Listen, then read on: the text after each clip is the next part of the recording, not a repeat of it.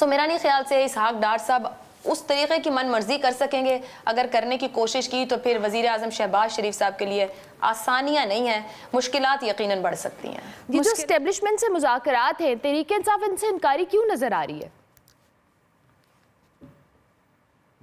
बहुत शुक्रिया उर्मिला आपका। पहले तो जिसे आप इनकारी कह रही हैं मैं उसे इनकारी नहीं समझती हूँ। तहरीक इंसाफ तो इंतज़ार कर रही है कि मुज़ाकरात हों, बात आगे बढ़े, कोई दरवाजे खुलें, कोई रास्ते आसान हो। इनकारी वो नहीं है, वो इसीलिए बार बार दबाव डाल रहे हैं, वो एक मुज़ाहमती रवैया इख्तियार कर रहे हैं। दरअसल पाकिस्तान तहरीक इंसाफ की लीडरशिप की कोशिश तो यही है कि मुज़ाकरात हों और बात आगे बढ़े। लेकिन जनरल बाजवा के साथ जो आखिरी ऐवान सदर में दौर रहा मुज़ाकरात का, जहाँ उन्होंने समझाने की कोशिश की कि वो कितने ज़रूरी हैं इमरान खान साहब निज़ाम के लिए, और शायद बाजवा साहब समझ ना पाए इस बात को, उसके बाद वो दरवाजे खुल नहीं सके। पाकिस्तान तहरीक इंसाफ ने सड़कों के जरिए भी दबाव डाला, मुकम्मल मुज़ाहमती रवैया भी इख्तियार किया, और फिर 9 मई के बाद से तो वो दरवाजे फिलहाल खुलते दिखाई नहीं देते। इलेक्शन जीत के जो पीटीआई पार्लियामान में पहुंची है वो दरवाजे खुले हैं। पार्लिमानी और सियासी रवैये इख्तियार करें, किसी तरीके से साबित करें कि हम जमहूरी हैं और जमहूरी तौर पर निज़ाम का हिस्सा बनकर सियासी तौर पर डिलीवर करना चाहते हैं, तो आने वाले दिनों में मामलात आसान हो सकते हैं। मगर फिलहाल कोई दरवाजे ऐसे नहीं है जो उनके लिए खुले हैं, और पीटीआई इनकारी है कि हम हिस्सा नहीं बनना चाह रहे अभी इसका। ठीक हो गया। आयशा, वैसे इन जेनेरिक जब भी कोई किसी भी पॉलिटिकल पार्टी जो कि ऑपोजिशन में होती है, ख़ास तौर पर उस पर कोई भी जो कह लें उसको थोड़ा लेवरेज दिया जाता है, थोड़ा उसको सुकून या रिलीफ मिलने की कैफियत या फ़िज़ा पैदा होती है, तो यही बात आती है जी डील हो गई है। तो क्या ये जो ECL में 8 नाम निकाले गए हैं तहरीक इंसाफ के रहनुमाओं के, आपको लगता है ये किसी डील का इंदिया है? देखिए, नाम खारिज हुए हैं और वज़ीर दाखिला मोहसिन नकवी साहब से भी सवाल किया गया कि ये नाम कैसे निकाल दिए गए, तो उनका यही जवाब था कि जो नाम नहीं होने चाहिए थे वो निकाल दिए गए हैं, और हुकूमत को जब लगेगा कि जो नाम होने चाहिए हैं तो फिर डाल दिए जाएंगे। ये कोई हमारे यहाँ इतना बड़ा मसला नहीं है, ना ही मेरा ख्याल से मेरिट पर ये काम होता है। जब हुकूमतों को लगता है, सियासी मुखालिफिन को भी ECL पर डाला जाता रहा है, माजी में हमने देखा, और अगर किसी को क्लीन चिट देना हो तो वो क्लीन चिट भी मिल जाती है। फिलहाल ये बताने या दिखाने की कोशिश की गई है कि एक सियासी जमहूरी रवैया हुकूमत इख्तियार कर रही है, सियासी मुखालफिन भी हैं और उनका नाम नहीं होना चाहिए अगर ECL पे, तो वो नाम निकाल दिए गए हैं। मगर मैं फिर दोबारा वही कहूँगी कि मेरिट को स्टेट करने की कोशिश करनी चाहिए हुकूमत की तरफ से।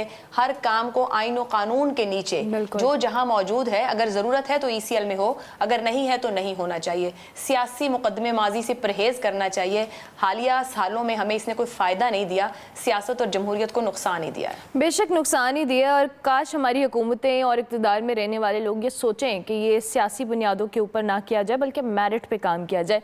अच्छा, मुल्क की मईशत के हवाले से एक तरफ तो हम महंगाई का जोर देख रहे हैं, दिन ब दिन जैसे जैसे दिन गुजर रहा है महंगाई बढ़ती चली जा रही है। दूसरी तरफ एक IMF से जब भी मैं सुबह खबर भी दे रही थी कि जी हमें किस्त जारी कर दी गई है, लेकिन ये खाई है जिसके अंदर हम जाए जा रहे हैं। तो क्या आपको लगता है कि इस वक्त इस मौजूदा सिनेरियो में इकॉनमी की हुकूमत के पास कोई ऑप्शन मौजूद है?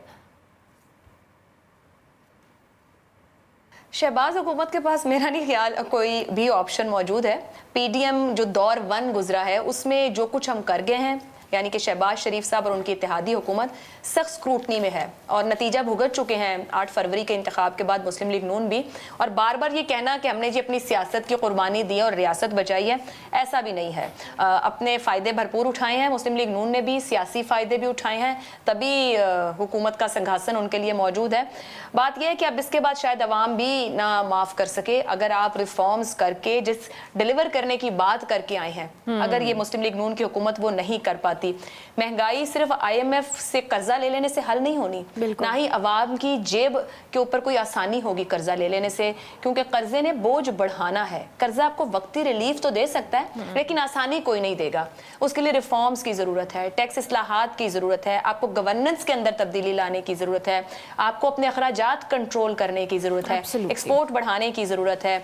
और यहाँ पर अगर हुकूमत काम कर गई कि आपने अपना एक्सपोर्ट बढ़ा लिया, आपने इस्लाहात कर ली, टैक्स कलेक्शन को बढ़ा लिया और टैक्स नेट को वसी कर लिया, तो फिर हुकूमत के लिए आसानी हो सकती है, क्योंकि ये मामलात कहीं ना कहीं वो माशी स्ट्रेंथ दे सकेंगे जो हुकूमत कहीं ना कहीं सामने रख सकती है, या जिसके ऊपर कल को अपना पॉलिटिकल गेन कर सकती है। डेफिनेटली ये टेम्प्रेरी रिलीफ है, इस पे आप रिलाई तो नहीं कर सकते, और IMF से कुछ अरसे बाद हम IMF की तरफ देखते हैं कि जी हमारे मामलात को बेहतर करें। अच्छा, इसहाक डार साहब पहले वज़ीर ख़जाना भी रह चुके हैं और अब उनको डिप्टी प्राइम मिनिस्टर बना दिया गया है। क्या लगता है जी, डिप्टी प्राइम मिनिस्टर बनकर वो मुल्क की इकॉनमी में क्या रोल प्ले कर सकते हैं, क्या बेहतरी ला सकते हैं? अच्छा, ये बहुत इंटरेस्टिंग है। मेरा ख्याल से इसहाक डार साहब का जब से डिप्टी प्राइम मिनिस्टर का नोटिफिकेशन हुआ है वो हर जगह तनकीद की जद में है, और मेरा ख्याल से जायज़ भी है। जब हुकूमतें कहती हैं कि जी हम कुछ कर नहीं पा रहे या हमारे हाथ में कुछ है नहीं, तो ऐसे ओहदे बांटना बहुत आसान है। वो वजारत खारजा रख के बैठे थे, आप वहाँ पर काम करें, बहुत मार्जिन मौजूद है, आप किसी भी वजारत में हैं और एक वफाकी वजीर के पास अच्छा खासा इख्तियार भी है। ये मेरी भी समझ से बाहर है कि इसहाक डार साहब डिप्टी वजीर आजम बनकर क्या करेंगे। क्या नवाज शरीफ साहब अपने भाई के ऊपर कोई चौकीदार बिठाना चाह रहे हैं जो उनको पल पल रिपोर्ट करे, या फिर शहबाज शरीफ साहब अपने भाई नवाज शरीफ साहब की सुन नहीं रहे और वो फिर एक डिप्टी प्राइम मिनिस्टर यानी इसहाक डार साहब जो बहुत उनके बाएतमाद और भरोसामंद साथी रहे हैं, रिश्तेदार भी हैं, वो उनके जरिए वो काम करना चाह रहे हैं। और एक जाविया देखने का ये भी है कि कुछ ना कुछ मज़ाहमती जवाब देना चाह रही है मुस्लिम लीग नून कि वजारत दाखिला नहीं हमें मिली, हमारी मर्जी की, वजारत ख़जाना हमें नहीं मिली, कहीं और से फैसले हुए, तो हम भी कुछ मज़ाहमत करके दिखाएं। तो फिर ऐसे में भी एक सवाल बनता है कि हुकूमत में बैठ के आखिर ये किस तर्ज की मुज़ाहमत होगी कि भाई आपका वजारत उज़्मा चला रहा है, आपको उस पर एतमाद नहीं है, और एक डिप्टी वज़ीर आज़म का सो कॉल्ड आप ओहदा अपने समधी को दें जो कि वजारत खारजा भी रखते हैं। क्या इससे करेंगे, ये समझ से बाहर है। 2013 से 17 की कारकर्दगी सामने है, जहाँ तजारती खसारा बहुत बड़ा छोड़ कर गए हैं। PDM के दौर में भी वो बैठे रहे जब IMF की डील डीरेल हुई और फिर वज़ीर आज़म शहबाज शरीफ को वो डील जाके लाना पड़ी।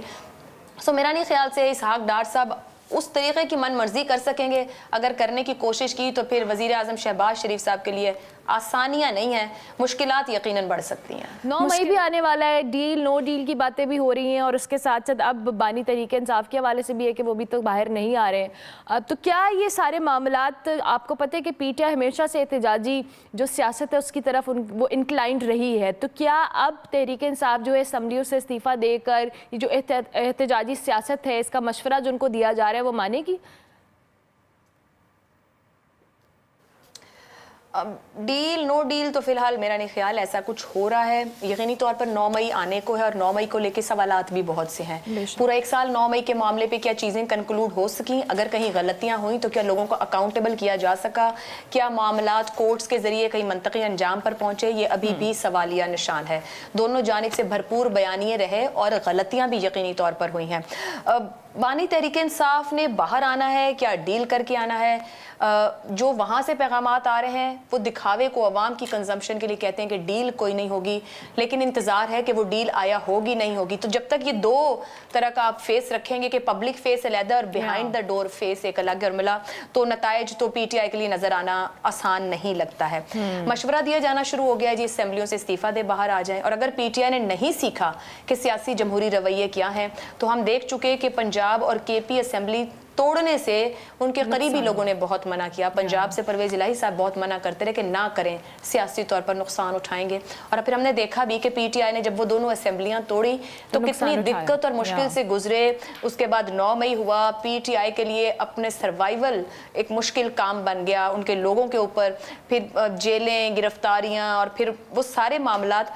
मेरा ख्याल से PTI ने अगर पॉलिटिकली अपने आप को चलाना है, आगे लेके जाना है, तो ज़रूरी है कि आप निज़ाम का हिस्सा बने, यानी पार्लियामान का हिस्सा बने, असेंबलियों का हिस्सा बने। आप एक मैंडेट रखते हैं, अवाम ने वोट दिया है, तो उसी वोट के ज़रिए आप असेंबलियों में हैं।